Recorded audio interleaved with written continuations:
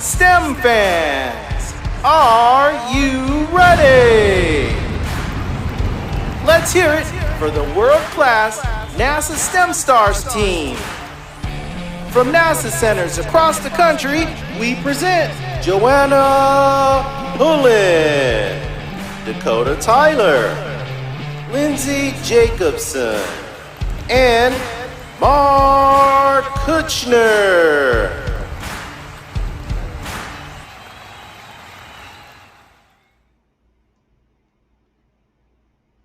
Yay! Welcome to a very special episode of NASA STEM Stars. I'm Jen Hudgens, your host, and I come to you from the Kennedy Space Center here in Florida. And we have a very special panel of speakers that are here to celebrate the James Webb Space Telescope STEAM Day event. So welcome, Dakota Tyler, Lindsay Jacobson, Joanna Pullen, and Dr. Mark Kuchner. So let me just give you a brief bio of who we are looking at on our screens today. So we've got Lindsay Jacobson. She's here with us. She's a senior at North Carolina State University studying aerospace engineering with a minor in industrial engineering. She's interned with the Webb Space Telescope program at NASA for the past 2 summers, working on risk management for Webb and future space telescope concepts. So welcome, Lindsay. We have Dakota Tyler. Oh, sorry, Lindsay. He's a former collegiate football player and NASA intern for the Webb program. He's currently a second-year PhD student in astronomy and astrophysics at UCLA.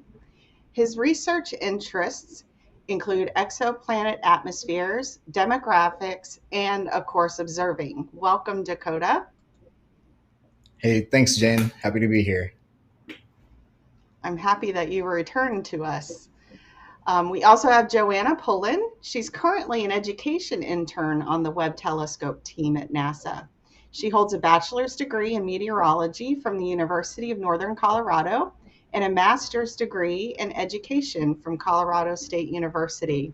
Currently, she's a middle school teacher and worked with the Webb team during her summer internship writing a children's book for Webb, developing lesson plans, and contributing to community outreach events. So welcome, Joanna. Thanks for joining us.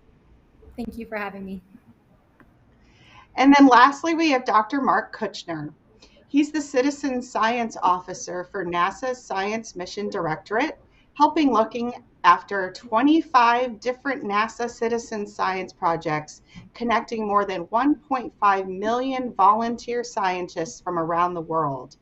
As an astrophysicist, Dr. Kuchner began his work on citizen science by leading 2 popular projects, Disk Detective and Backyard Worlds Planet 9. So welcome, Dr. Kuchner, to the program. Thank you, Jen. I'm so happy to be here. No problem. I'm so glad you're able to join us today. So we're going to go ahead and just jump right in because we've got a limited amount of time, and I know we've got a lot of participants that want to chat with all of our panelists today. So I'm going to go ahead and jump back to Dakota and Lindsay, who actually was on an earlier episode of NASA STEM Stars last summer during their first internship with Webb. So what I really want to do is catch up and find out what kind of work you all have been doing. So Lindsay, can you first share with us what you did last year and then what you've been working on this summer? Of course, yeah. Thank you. So my last summer was spent working on risk management for Webb. So what I was doing was going through all of the risks at sort of this late stage in the mission and making sure that all of them, just ensuring that they were all accepted for good reasons and tracking all the reasons why they were accepted. So it was a lot of documentation and just cross-checking everything that's already been done by all the amazing engineers on Webb. This summer, I actually started looking at Webb on the end of the mission to look at what lessons we've learned from risk management on Webb and how we can apply them to new Space Telescope missions. So looking at missions that have been proposed in the recent decadal survey to see how we can leverage lessons learned from the engineering of Webb and apply them to these new concepts. So it's really cool to be able to carry what Webb has done into the future and see how it can help us build even better telescopes in the years to come. So, Lindsay, what makes you most excited about this upcoming mission that's getting ready to launch at the end of this year? Well, okay, Webb has a special place in my heart. I was really inspired by Hubble in high school, and that's what made me want to get into space in the first place. We had a whole unit on Hubble and kind of its images in my high school environmental science class, and that made me want to be an astrophysicist at first. So, just all of the Space Telescopes stuff has been really near and dear to me since then. So I'm really excited to see Webb take on the role as sort of the successor to Hubble and see what amazing things we'll get out of it as well. I am looking forward to it just as much as you are, for sure. I've had my eye on it for a few years now, and now we're down to launch, so I'm excited. Dakota, let's get to you, and let's hear about what you've been up to for the last year. Yeah, thanks. So when I was working with Webb last summer, which seems like a long time ago, I was kind of working on a literature review for the field of exoplanets as a whole. I'm an exoplanet scientist, so I'm going to just shamelessly talk about the exoplanet applications for Webb. And I was kind of trying to see where our boundary knowledge was with exoplanets as a field, and thinking about the ways and kind of like some expectations or projections that we had for what we'd be able to learn from Webb, and the various ways that it's going to be able to kind of further our knowledge in exoplanets. And this past year, I also started my PhD program at UCLA. So I'm going into my second year there. And I'm also working on exoplanets and working on a project that is something similar to what, to at least one of the ways that Webb is going to contribute to the field. And that's transit spectroscopy, like studying the atmospheres of exoplanets. So do you have future goals to work at NASA, or where do you want to go from here? Oh yeah, NASA. Yeah, I definitely. It was a great experience to do the internship with NASA, and like a great connection to make. If NASA will have me, I would love to have a future together. That's awesome. Well, best of luck to you. Let's go ahead and jump over to Joanna. I'm particularly interested in her work because I am an education specialist and taught middle school science for years. So, Joanna, can you share with us what your work has been like this summer with the Telescope team? Yes, so I had such an amazing experience on the James Webb Space Telescope team this summer. I got the opportunity to do lots of different things within education and outreach, including, like you mentioned, I got to work on a children's book. I got to work on lesson plans that were accessible for middle school and high school teachers. And I got to be involved with outreach for Webb. So I got to help with the pledges and the support of community events for Webb across the country. So it's been definitely a learning experience, and I got to meet a lot of great people. So how does it feel to be an intern working on a project like the James Webb Space Telescope? Like, what do people say when you tell them what you've been doing this past summer? Well, the first question they asked me is, "Oh, I didn't know you're an engineer, are you?" And I love that question because I like to say, no, I'm not. And the beauty of NASA is there's so many different job opportunities and ways to be involved. And I don't think people usually think that when they hear NASA. So I love to correct them and tell them that there's lots of different things to do, including education. And it's been great. I love the fact that I can tell my students that I'm involved in NASA because they think NASA is really cool.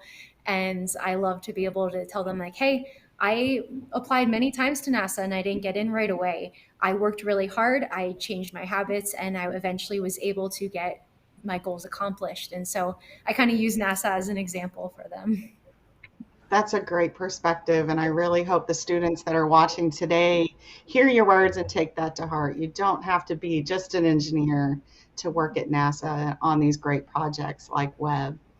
Let's go ahead and move over to Dr. Kuchner, because I know he's got some great ideas for how everyday people can get involved in NASA's work. They don't have to go in and apply to be an intern. There are other ways. So, Dr. Kuchner, do you mind sharing with us what you do at NASA? Oh, I'd love to, Jen. And I want to express my appreciation to Joanna and Dakota. And I really enjoyed hearing the stories. Um, I get to help lead NASA's Volunteer Scientist program. We call it Citizen Science. It has nothing to do with being a citizen. It's just volunteering to spend some time sciencing with us. If you have half an hour, if you have 10 minutes, you can do real NASA science, really important NASA science, I might add, and some of it's connected to the James Webb Space Telescope, which everybody is so excited about.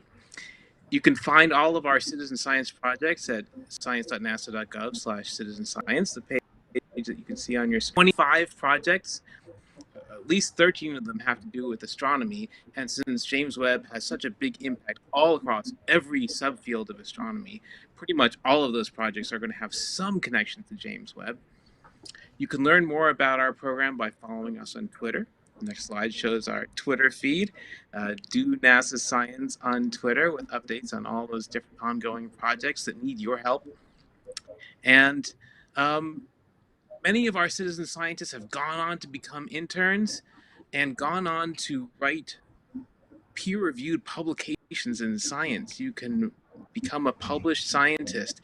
At our website, you can see on the next slide, photos, profiles of citizen scientists, maybe like you, who have become named co-authors on scientific papers through their work on NASA Citizen Scientists. We're so proud and so lucky to be working with talented folks from around the world on our science. There are two projects in particular I wanted to highlight that have relatively immediate connections to James Webb.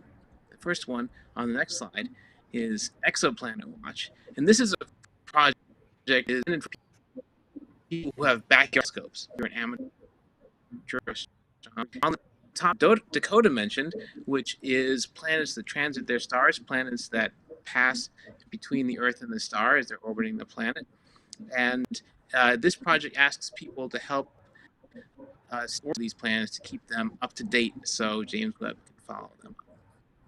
And the second project I wanted to highlight is Backyard World's Planet 9, which I helped found myself a couple years ago.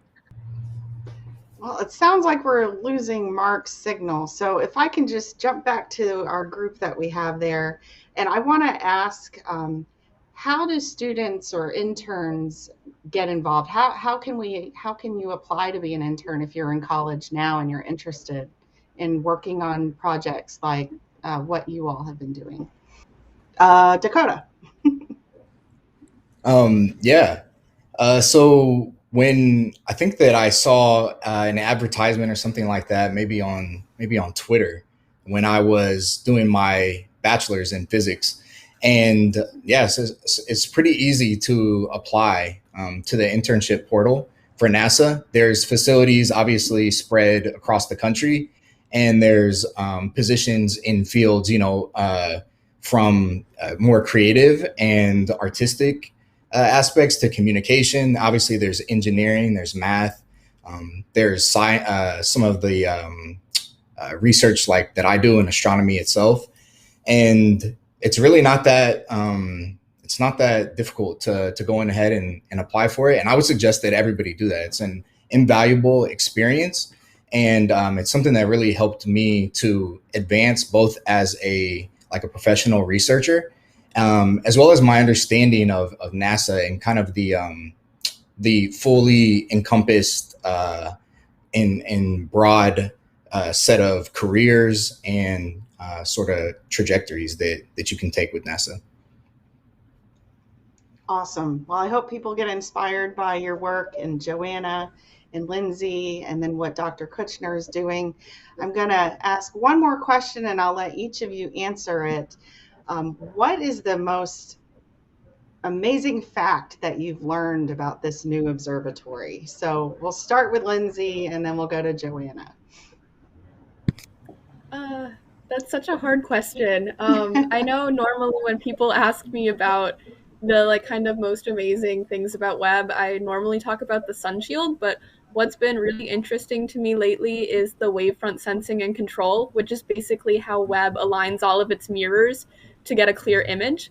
It aligns all of them down to picometer precision, which is, I believe, if I'm not wrong, it's 1/10,000th the width of one of your hairs. So it is extremely precise. Yeah, it's crazy. And now that I'm taking a controls class and I'm starting to learn what goes into principles of automatic control, it's really incredible for me to think about how they've engineered this system to do that all autonomously. That certainly is amazing. Joanna, so what's the most amazing thing that you've learned about this new telescope? I just think it's absolutely incredible that we're essentially able to look back in time and learn and piece together this information we're missing about the formations of early galaxies. I think the science behind that is absolutely fascinating, and it's incredible that Webb can do that. I agree. Looking back in time kind of blows a student's mind to think about how that's possible. Dakota, what about you? So Joanna totally stole what I thought was the coolest thing about Webb, which is, yeah, like at its inception, I think that one of the main questions that we wanted to ask was, what was the universe like at its earliest time? And obviously, it's powerful enough to look back and capture the light that left, at the very beginning of the universe, basically. But since that's already been covered, I think that I'll add in that over time, like over the past decade or so, the field of exoplanets has kind of exploded. So there's a lot of applications that Webb is going to have in terms of studying exoplanets that weren't really, necessarily in the plan so much as it started. And I think that speaks a lot to kind of the cleverness of engineers and researchers to have like a dynamic and evolving plan as you move along. And it's been like a decades long sort of deal for Webb. So I think that the breadth of what we're going to be able to learn from the telescope in itself is pretty amazing to me. Awesome. Thanks for sharing. Dr. Kuchner, could you sew up in a summary of how students can get involved with citizen science, or any adults out there even that want to get involved with what NASA is doing before we close our program today? Oh, yes. Come to science.nasa.gov/citizenscience and pick any project that looks interesting and get involved. They have built-in tutorials. You don't have to have a degree. You don't need to know anything in advance. They'll take you from zero to hero, and NASA scientists really do need your help. So come science with us. Love it. Come science with us. That's perfect. So I want to thank all of our panelists today, Lindsay and Dakota, Joanna, Dr. Kuchner, and I want to invite all of our participants that are watching right now to go ahead and start asking some questions in the chat window, and we will all get in there and we will answer your questions to the best of our ability. And I want to thank everybody for tuning in today for this special episode of NASA STEM Stars, and we will see everybody next time. So thanks again, STEM fans.